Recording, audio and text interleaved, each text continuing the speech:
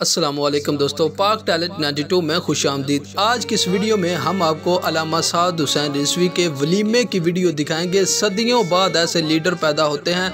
अल्लामा साद हुसैन रिजवी ने अपने वलीमे पर यतीम बच्चों को बुलाया और उनसे प्यार किया और अल्लामा साद हुसैन रिजवी का इस मौके पर कहना था कि ये दूसरे बच्चों से ज़हीन होते हैं और उनका कहना था कि ये मेरी खुशियों में शरीक हुए हैं और इंशाल्लाह मैं भी इनकी खुशियों में शरीक होऊंगा। ये मेरे भाई हैं। तो नाजरीन, आए आपको वीडियो क्लिप सुनाएं, उसके बाद में इसके बारे में बात करते हैं। तो आप स्क्रीन पर ये मनाजर देख सकते हैं, इंतहाई जज्बाती मनाजर हैं। अल्लामा साद हुसैन रिजवी ने दावत वलीमा पर यतीम बच्चों को बुलाया और कहा कि ये हमारे हमसाए हैं। इसके अलावा अल्लामा साद हुसैन रिजवी के दोस्तों की जानब से भी अल्लामा साद हुसैन रिजवी का जो वलीमा है वो भी किया जा रहा है। उनका कहना था कि मैं वहाँ पर भी जाऊँगा। तो नाज़रीन, चैनल को सब्सक्राइब करें, वीडियो को लाइक करें और कमेंट्स बॉक्स में अपनी राय का इजहार ज़रूर करें।